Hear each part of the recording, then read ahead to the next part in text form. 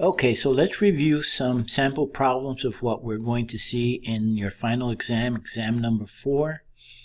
And as usual, as I always say, these are just sample problems. It's not the whole exam, but you're going to have a lot of problems here. I'm going to show you how to do them, and you're going to have similar problems in the exam, okay? So the first one says the manufacturing cost of calico industry for 3 months of the year is provided below. And it says using the high-low method, the variable cost per unit and fixed cost per unit is what? Okay, so I did it over here, and let's see how I did it. First of all, as the name says, high-low method, right? So you're going to take the month with the highest and the month with the lowest, and you're going to compare them. This is the month with the highest and the month with the lowest production and total cost, okay? Highest was 120,000 in production in total cost, 280,000 in production, and the lowest was May, which was 74,000 in total cost and 165,000 units produced.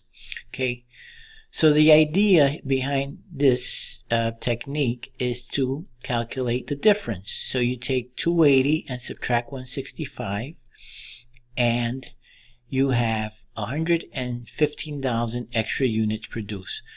And the question becomes, how much did this producing these extra units increase my cost by? So you do the same thing. You take the 120, subtract the 74, and that tells me how much my cost was increased per unit, per extra unit produced, right? So if an extra 115,000 units increased my cost by 46,000, that gives me an indication of what my variable cost is, right? Because fixed costs do not increase as the units as extra units are produced. Only variable costs increase. Fixed costs, as the word says, are fixed. So if I take this 46,000 and I divide it by 15,000, it's going to give me the variable cost per unit. That's what I did over here, right? Well, I have it here in numbers, but let me delete this. Let me just do it straight over here. If I take the 46,000 and I divide by 15 units, that means that the variable cost is going to be 40 cents per unit, okay? So based on my choices, I already know I only have one choice that gives me 40 cents per unit in variable cost, which is B. So it has to be B. But anyways, let's do the other problem, the fixed cost. So let's identify the fixed cost, okay? Fixed cost is going to be the same for both, right? So the first thing that you want to do is you want to calculate total variable cost. Okay, this column here is going to be total variable cost, right? How do you calculate total variable cost? Well, we already calculate variable cost per unit. So I put it here and here. If I have 280,000 units, let me put the titles here so that you can see it. These are units, right? If I have 280,000 units and my variable cost per unit, my VC per unit, my VC per unit, variable cost per unit is 40 cents. My total variable cost is going to be calculated by multiplying 280,000 by 40 cents. So my total variable cost was 112,000. Total variable cost. We know that my total cost was 120,000. Therefore, fixed cost must be 8,000, right? 120,000 minus 112. And it's going to work whether you use April or May. Okay, so I have 165,000 units in May. I know I already found out that it was 40 cents per unit. So my total variable cost in May was 66,000. My total cost was 74,000. Therefore, 74 minus 66 will give me my fixed cost of 8,000. So the answer to this one would be B. 40 cents variable cost per unit and 8,000 fixed costs. Okay, let's go to the next problem. Variable costs as a percentage of sales for Lemon Inc. are 80% of current sales. Sorry. Current sales are 600,000. Let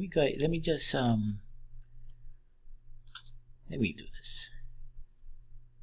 Okay. So variable cost as a percent of sales is 80%. So for every dollar that I sell, I spend 80 cents to create that dollar. So what does that tell me? That tells me that my contribution margin is 20%. That contribution margin is what contributes to cover fixed costs and to increase operating income, right? So current sales is 600,000 and fixed costs are 130,000. How much will operating income change if sales increase by 40,000? I don't even need this information here. I don't need the current sales or the fixed costs. Why? Because I already know that my contribution margin is 20% of whatever I sell, right? Because it says it here. Whatever you sell, X, let's put it this way. Sales, if sales is let's just, to give you a number, if sales is 100, and I want to make this in, okay, if sales is $100, let's make this in dollars, okay? And it says that my variable cost is 80%. 80%. That means that my variable cost in this example will be 80, right?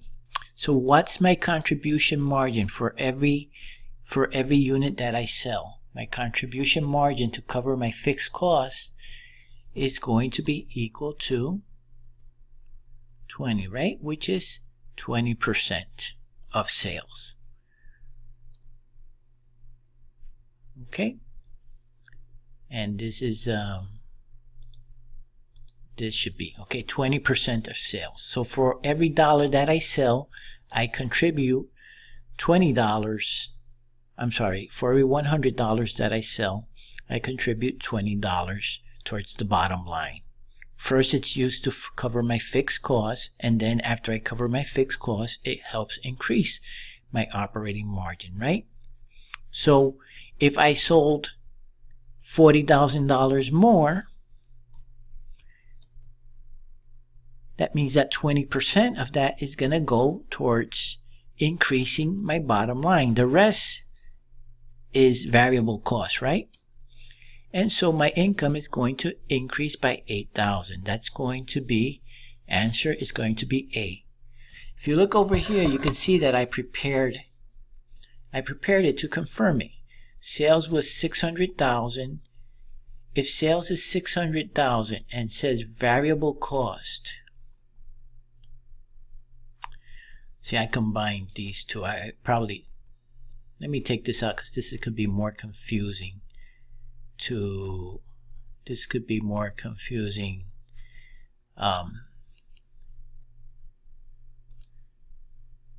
let me take that out for now. Okay, let's just do this all over again with the 600,000 and the 640.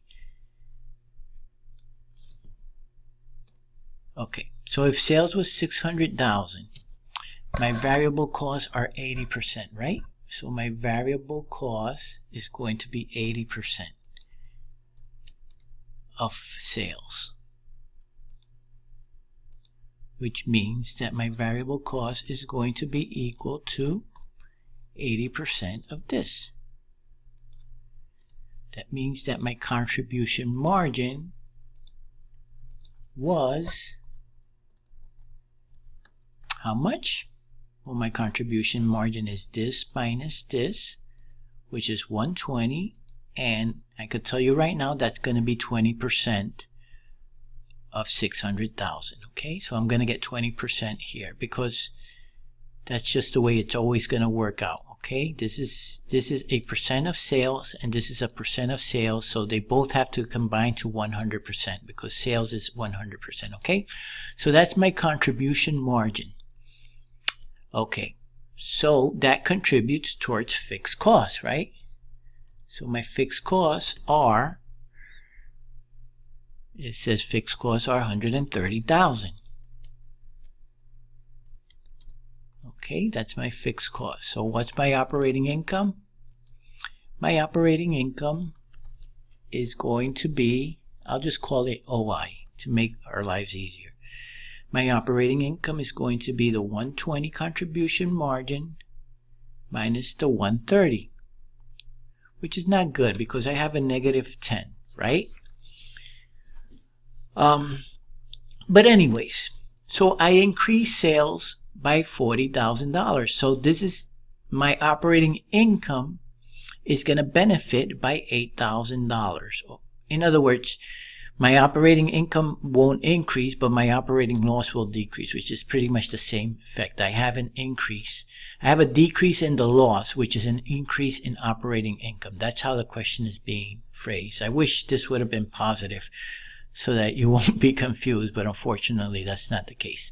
Okay, so if let's say I copy paste this, let's paste it here, and you'll see how this is going to become a negative 2. It's going to benefit by $8,000, which means operating income increases by $8,000, right? So if I come over here and I go 640, 1, 2, 3, that means that my variable cost is going to be 512. My contribution margin is 128. Notice how contribution margin increases by $8,000, and now I've benefited by $2,000 in my operating income. Okay, so the answer is A, $8,000 increase in operating income. Okay, so that's the answer to that one. Let's go to the next problem.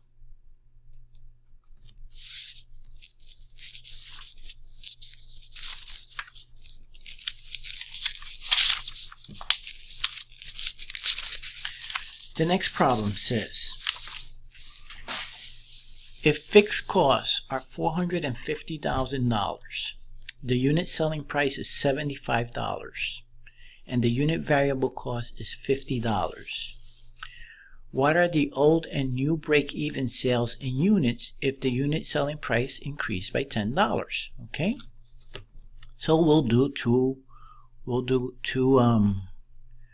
columns, right? Fixed costs stay the same at $450,000. Okay. Under this scenario, I sell the product at $75. Okay, and the variable cost will stay fixed at $50. So the contribution margin is going to be $25 per unit sold, right? So if I have to sell 18,000 units to break even, how do I come up with that 18,000 units? Well, if each unit contributes $25 to cover fixed costs, how much units do I have to sell? Take the 450 divided by 25, that's 18,000 units. Now, if I sell it for $10 extra, I will have to sell less units, right? Because I sell it for $85. Variable cost stays the same, so now it's contributing $35 per unit. So how much do I have to sell? Well, take the 450 of fixed costs, which doesn't change, divided by $35 contribution margin per unit is $12,857. Now you may say, well, okay, so it's logical. Since the break-even point is lower here, why don't you obviously should sell it for $85 per unit, right? Because it gives you a higher contribution margin. But remember one thing, if you sell by $85 per unit, less people will be willing to buy it, right? Because it has a higher price. So then the question becomes, are you going to be able to sell more than 12,857 units? In other words, is the increase in sale worth it for you? Because if the price causes the the demand to decline so much, it might be actually harder to reach this break-even point under this scenario than under this scenario, right? Because this has a higher price. But anyways, that's not the question that was asked. The question that was asked was, what were the two break-even points? Well, the two break-even points are 18,000 and 12,857. So the answer to that one would be answer C. Okay, let's go to the next question. Okay, this question here is about product cost and period cost. And so you're going to have to, for this test, please memorize all of this. This will tell you what are the product costs. This will tell you the period costs. Product costs are divided into direct, indirect, direct or raw materials, direct labor, factory or manufacturing overhead. It tells you which ones are variable, which ones are fixed. Learn this because it's going to be very useful for the test, okay? So, the question on this one is, I'll give you something like this, and you need to identify the product cost and the period cost. I have the answers here, but let's do it here on the side to see if we get it right again. Okay, so let's start identifying product costs. Is direct materials use a product cost? Yes. Is depreciation on factory equipment a product cost? Yes, it is. If it would have said depreciation on administrative office, no. But because it says factory equipment, yes. Any depreciation on factory equipment or anything having to do with the factory is a product cost. Indirect labor would be like a production supervisor. That is absolutely a product cost. Direct labor is the people that put the products together, so that's a product cost. Factory rent is a product cost. If it would have said corporate headquarters rent, no. But it says factory rent, so it is a product cost. They all fall under the manufacturing overhead category. At least this factory rent does. Factory utilities, that's another manufacturing overhead category, yes. And last but salaries, sales salaries expense, no. That's a period cost. Office salaries expense, that's another period cost. Indirect materials, these are things like glue if you're producing a product. Miscellaneous things, sanding paper and things that you might need. Absolutely a product cost. So the answer to that is yes. So the product costs identified were these were all product costs. So what are the period costs? This is a period cost and this is a period cost, right? Does it add up to what we have there? Yes, right? So these are the period costs. Is this a product or a period cost? It's sales. It's a revenue. It's not a cost, okay? So don't get fooled by it. Just because it's here doesn't mean that you have to include it. That is absolutely not a cost. That's a revenue. Do not include it. Once again, I'm going to stress, learn this chart. Learn this chart because it's going to be very important for the test. Okay, so let's go on to the next problem. In this next problem, we're going to calculate cost of goods manufactured and cost of goods sold. Okay, so we're given this information here, and we want to understand cost of goods manufactured, right? And then we're going to calculate cost of goods sold. Okay, I think I'm gonna do this by doing T accounts. See if we can do it with T accounts, and maybe that'll be more helpful to understand.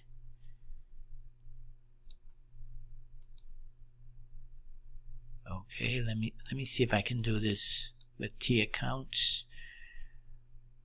Border. Okay. So this is the information that we have. We have materials,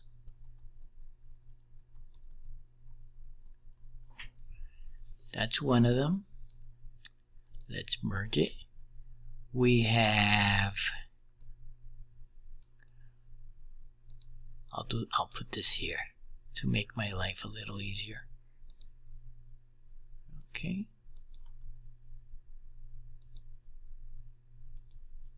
Materials.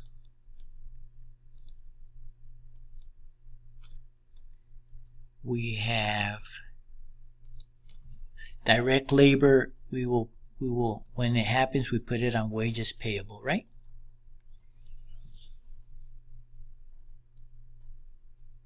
Okay.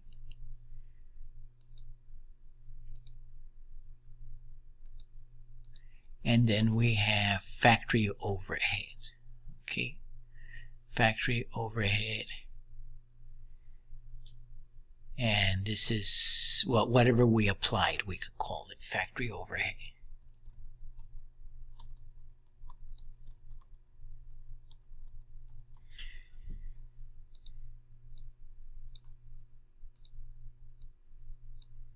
Okay. And where do these things flow through? They all go first to an account that we call work in process. You should know this by now. And if you don't know this, I have another tab, the second tab in the cost classification chart. It shows you how all the costs flow. Direct materials goes into work in process. The labor goes into work in process, direct labor. Indirect labor goes into manufacturing overhead, which eventually makes its way to work in process, right? And then from work in process, it goes to finished goods, and from finished goods, it goes to cost of goods sold manufactured, okay? So the question is cost of goods manufactured. In other words, how much did you finish that you moved over to finished goods? Okay, so let's see if I can find that now. Okay, so how much did I move into the finished goods category? And for that, I'm going to have to continue with this with what I'm doing here right now. Okay, so let me just bear with me. I'm just trying to get this done here. Format cells, and maybe this will help you see it a lot better. Okay, so I started with 16,000, right? So I started with 16,000 over here. 1, 2, 3. That was the number that I started with. Let me go ahead and format all this so that it can look nice and neat.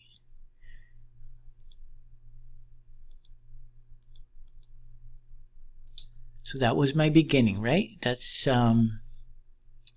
take this out of here. Okay. So let's color code this so that you can see where I'm getting my numbers from. This is started over here, right? And then this is everything that I used over here. Where did this come? This comes out of here and flows into here, right? So 40,000 came out of here and went into work in process in materials. 40,000. Direct labor, I paid and I went ahead and capitalized it into work in process of 43,000. And factory overhead that I that I applied to work in process was 39,000. Okay. Okay. So then the question becomes, so then this tells me that I finished with how much? It says that I finished with 22,000. So I finished with 22,000 down here, right? So if I started with 16,000 and I finished with 22,000 and I added this much, it's fairly easy to calculate how much I transferred over to finished goods. Right? If you do this,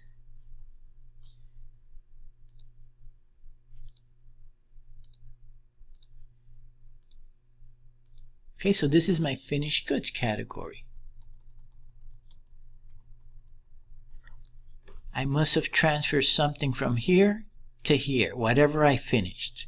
So what did I transfer from here to here? Well, that's easy to find out because all you have to do is solve for x. And how do you solve for x? I had 16.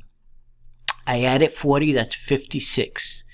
I added 43, that's 99. And 39 is how much? 99 and 39 is 138. But I ended up with 22, so I must have transferred 116, okay? That's my guess, if I did my math correctly. If not, I must have transferred $116,000 over to so that must have been my cost of goods manufactured. Okay, so I don't have the I actually don't have the answers here with me, which I think is quite silly. I probably should, let me see something if I have the answers. Oh, I do have the answers here. Okay, so I'll be able to well, to see if we got it right. Okay, so all I did was sum this, subtract this to get what I transferred out. So I manufactured 116,000. Okay, let's highlight this and let's take these steps here to see if I did it right. Okay, so step number 1, how much manufacturing cost was incurred during the period? 122, right? That's this here. Okay, determine total manufacturing cost including work in process carried over from the prior period. In other words, total manufacturing cost including the beginning work in process was 138. Subtract the ending work in process. And so you know you transferred out 116. So total cost of goods manufactured was 116, right? So if you look, where does finished goods flow through? When you take it out of finished goods, it goes to, let's go back here, it goes to cost of goods sold, right? So now we want to see what is the cost of goods sold. Okay, well, what was the cost of goods sold? And that's not very hard to determine. Let's do the next and we'll call this cost of goods sold. Cost of goods sold is going to be everything that we transferred out of here. So how do we know what we transferred out of here? We're going to do the same thing. My beginning finished inventory was 26,000. And I know that I transferred 116,000. So what does this represent? This represents my cost of goods available for sale. I had a total of 142,000 available for sale. I ended with 16,000. So I must have sold how much? Again, you solve for X. I must have sold, if I had 142,000 available for sale and I ended with 16,000, I must have sold 126,000 if my math is correct, right? And that's what goes into the cost of goods sold, 126,000. Okay, so my cost of goods sold was 126,000. Okay, let's see if we did it here correctly. Let's go ahead and highlight all this. It says determine your cost of goods available for sale. Cost of goods available for sale was my beginning plus whatever I transferred over from work in process. So that's 142, right? Subtract the ending finished goods. My ending finished goods was 16. So I must have sold 126, okay? So that's the flow of the data, and this is how you solve this problem. You could do it either with T accounts or you could do it as it's done down here with these formulas. Visually, it's easier to see. I forgot to put these numbers here. So 43,000 came out is a wages payable that goes here, this goes here, and factory overhead was $39,000 that I applied, right? So these flow through here as you start making your inventory, and that's the total work in process, and this is what you transferred out to finished goods. Okay, so that's how you solve for both. Here's the cost that you manufactured. That's the answer for cost of goods manufactured. You manufactured 116,000 in goods that period, and you sold 126,000. Let's go to the next problem.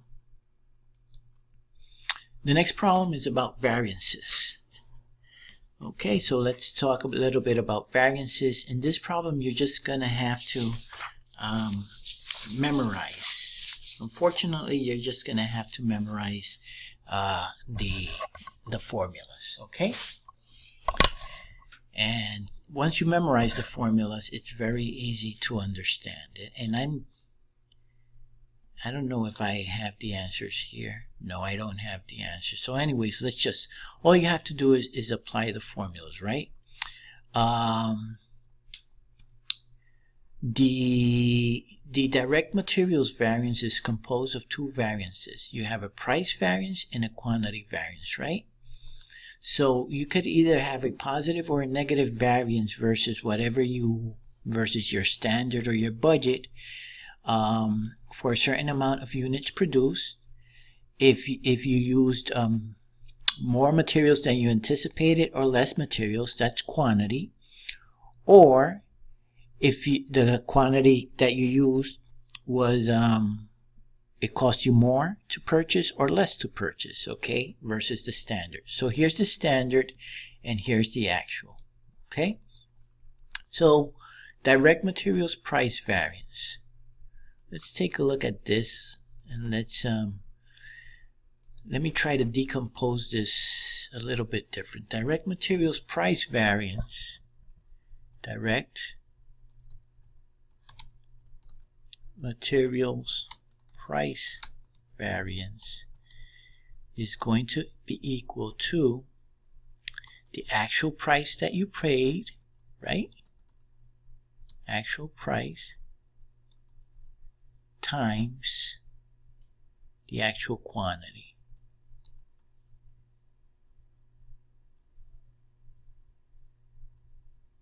Actual price that you pay times the actual quantity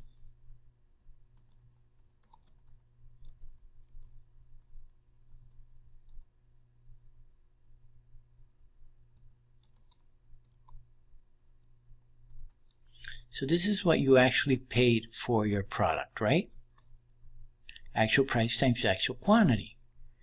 What you anticipated to pay was for that quantity would be standard price for that specific quantity. Let me put an X instead of for that quantity, right?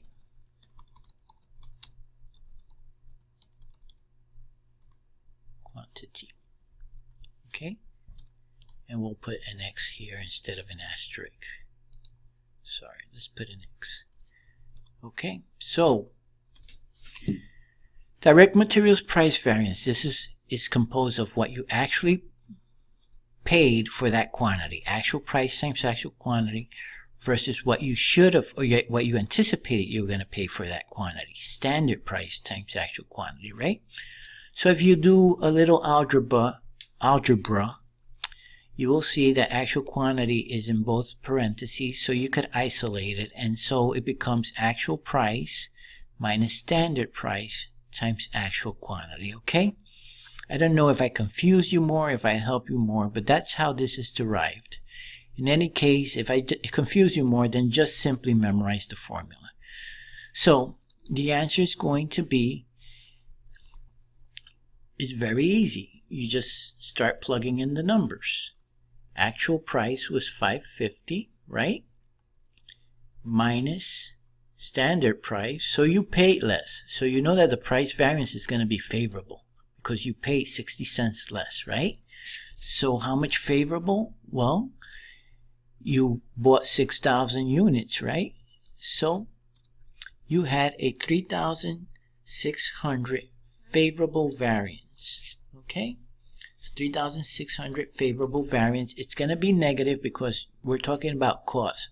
So you paid $3,600 less than you anticipated based on what you anticipated you should have paid. You thought you were going to pay $610, you paid $550 for this $6,000. So you save yourself $3,600. So that's a favorable variance, and unfortunately there's nothing I can tell you but to memorize this formula. Hopefully the way I decompose it up here helps you a little bit understand how we get to this formula, but if it doesn't, then all you can do is simply memorize the formula. Okay, so what's the quantity variance? Okay, it was supposed to take you 5,800 units of whatever whatever to produce whatever you're going to produce, right? But you actually use 6,000. Okay, so let's say you were going to produce, I don't know, something that used wood, and you were supposed to use 5,800 feet of wood to create that table, and you used 6,000 feet. So you use more than you had to. So you're going to have an unfavorable variance for quantity, right? Because you use more than you had to. Okay, so how unfavorable is that variance going to be? You spent more money based on quantity than you had to, right? So direct materials quantity variance is going to be equal to, let's see if I could do the same thing over here. Direct materials quantity variance is going to be equal to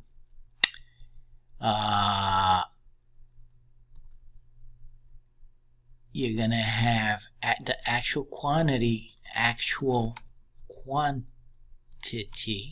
that you use at the standard price that you were supposed to buy it for, because we're just going to use standard because we want to focus on quantity now, on the quantity variance, right?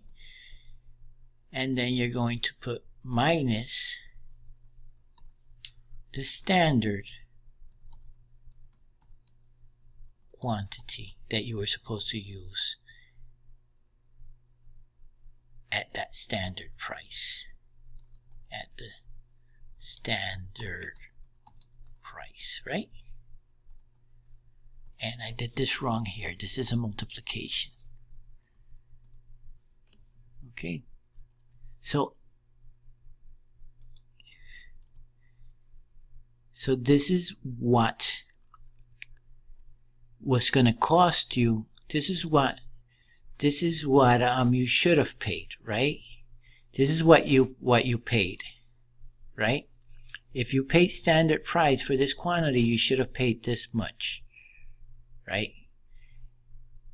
But the standard quantity was much lower at that standard price, okay? So you decompose that formula into actual quantity minus standard price times standard price, okay? Minus standard quantity times standard price, sorry. So we just simply apply the formula. Actual quantity is 6,000 minus 5,800. You know that you use 200 more, and times the standard price that you should have paid, which is $6.10, is 1,220, right? So you pay that more. It's positive. So this relates to cost. So since you have more costs than you anticipated, it is an unfavorable variance. Okay?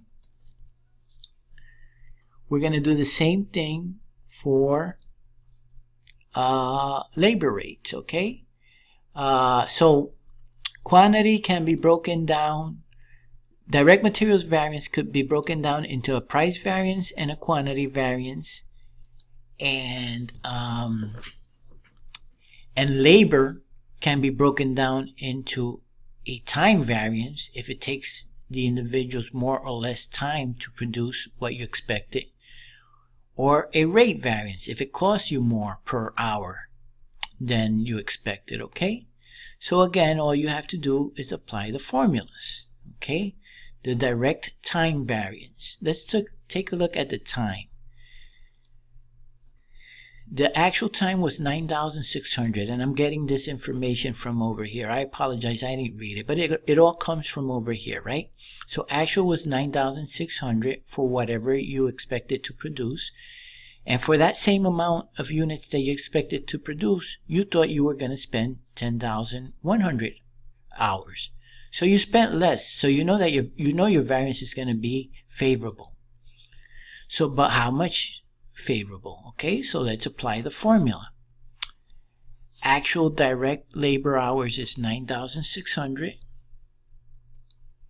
minus standard direct labor hours times standard rate per hour. Okay, so you spent $7,250 less than you expected, thanks to the fact that your actual hours to produce X amount of units was actually 500 hours less than you expected. Okay, so that's pretty good. Let's take a look at the rate variance. Look at the rate here. The actual was 1475 and you expected it to be 450. So your variance is not going to be good. It's going to be unfavorable, which means it's going to be positive. Okay, remember it's going to be this represents less cost. A positive represents more cost. And you know you're going to have more cost as far as this variance goes, right? So let's apply the formula. Actual rate minus standard rate multiplied times actual hours. And so you had a $2,400 unfavorable variance, okay? And just look up here to understand if you want to understand if it's favorable or unfavorable. Obviously this is unfavorable because you paid more than you expected, and obviously the labor hours, the time variance, is favorable because you spent more time than you expected, okay? And again, you know, the best basically here, all I can tell you is you have to memorize the formula. I did an attempt here to explain a little bit how that formula comes about, but it's still pretty confusing. So at the end of the day, I think you're just going to have to memorize the formula. Okay, so let's go to the next problem. And I've left the answers here because it'll just make it easier for us. Okay, in this problem, let's see what this problem is about. It says Falcon Company produces a single product. Its normal selling price is $25 per unit. The variable costs are $14 per unit. Okay, so it produces a product for $25 per unit, variable cost of $14. That means that you know that the contribution per product is $11 per unit. Okay, so right here I'm already setting this up. None of this is given to you. This is we're trying to solve the problem, okay? Fixed costs are $20,000 for a normal production run of 5,000 units. So my fixed cost is $20,000, okay? And I produce for 5,000 units produced. I don't know what that means. It might not be necessary since I don't have it down here, okay? It says Falcon received a request for a special order that would not interfere with normal sales. Okay, so now you have an ability to do a special one-time order. It's not going to hurt your normal sales, so you don't have to worry about about whether giving a special price for this customer is going to affect these other sales. If it does, then that's a totally different analysis. But it's telling us that it does not affect normal sales, okay? So the order is for 1,250 units with a special price of $18, okay? So it has a special price. You're going to sell it for less than the $25 that you sell your normal units. Falcon has the capacity to handle the special order.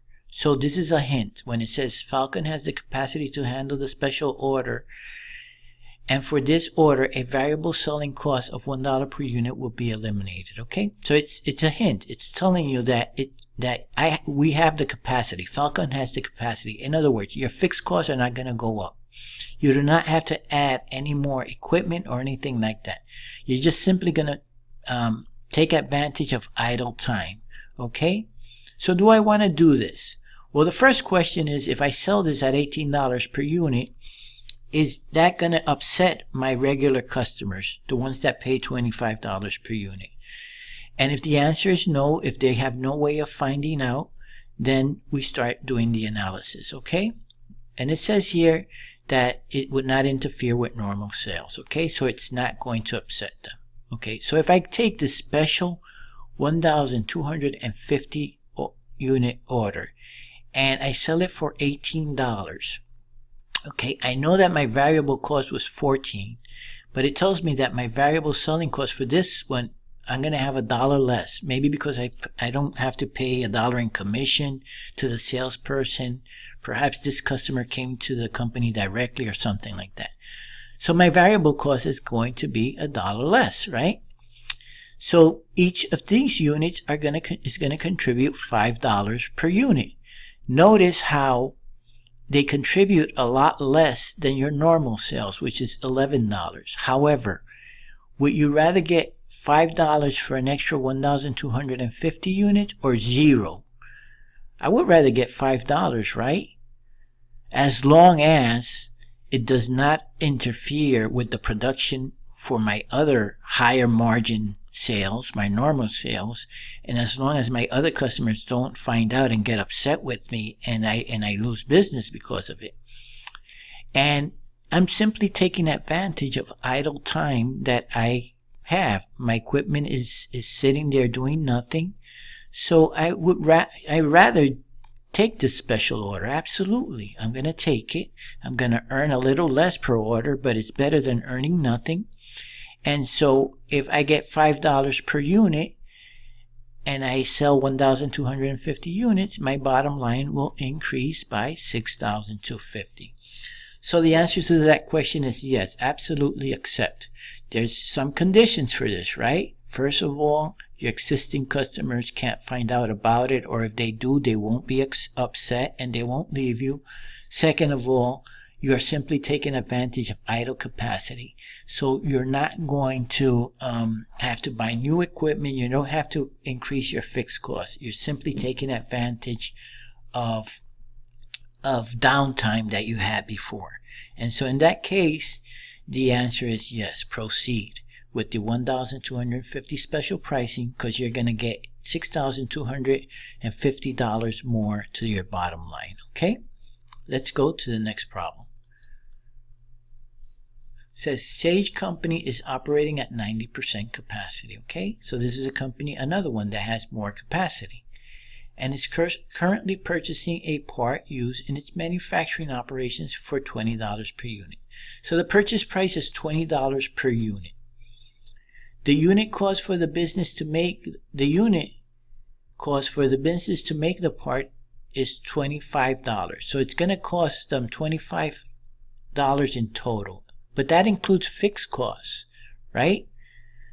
This is fixed costs that we are already incurring. So it's a little deceiving. It's a little misleading. That fixed cost is not going to go away if we don't make the part, okay? So what's the incremental cost of making the part? It says, and $13 not including fixed costs. So really the incremental cost is going to be $13, right?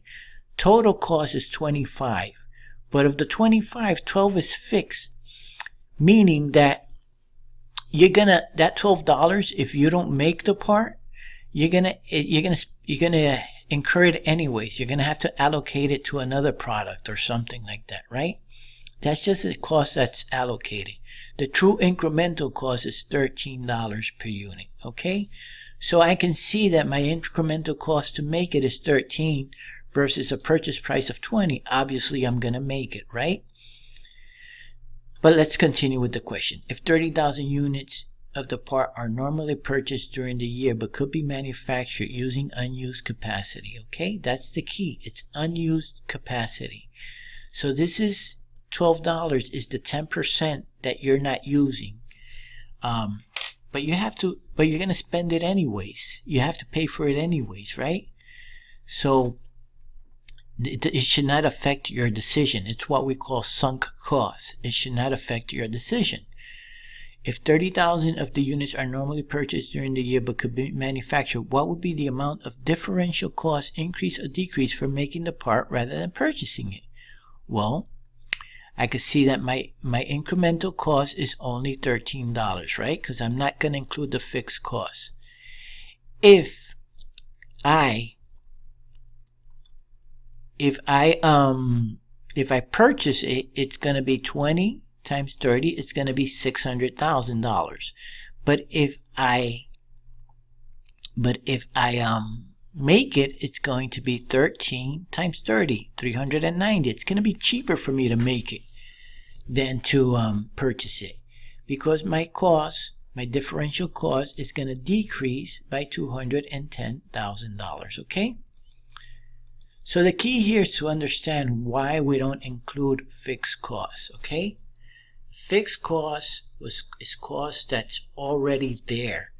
If you don't allocate it to this product, you're gonna allocate it to another product anyways. That doesn't go away. So you do not take fixed costs into account when you make this decision. Okay, let's do the next problem. This problem has to do whether you want to eliminate a section or not. And again, fixed costs are going to play an important role because fixed costs do not go away. So let's take a look at this problem. It says the condensed income statement for Flesher is as follows. You could look at this as a product or as a segment. It doesn't really matter, okay? I think your book calls them segments. It could be a segment or it could be a product. The analysis is exactly the same, okay? So they show you this and they say, okay, management is considering discontinuance of product G. As you can see, product G has a negative bottom line income loss of $25,000. And if you look at this in isolation, you would say, yes, it's better to take out product G because you're losing $25,000 on it, right? But that would be wrong because product G is carrying $40,000 of fixed costs. If you get rid of product G, this fixed cost is not going to go away. It's going to have to be carried by either F or H, or maybe split in the two. So it's not going to go away, right? So management is considering the discontinuance of product G at the beginning of the current year. The discontinuance will have no effect on total fixed costs, okay? So total fixed cost is going to stay the same. Or on the sales and expenses of product F or H. And these numbers are not going to change, okay? So they're going to stay the same. The only thing that's going to happen is if you get rid of product G is that now all of a sudden $40,000 in fixed costs must be carried by these two, okay? What is the amount of the change in net income for the current year that will result if you get rid of product G?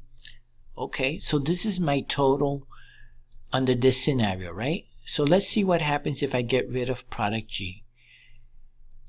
75 minus 175 in revenues.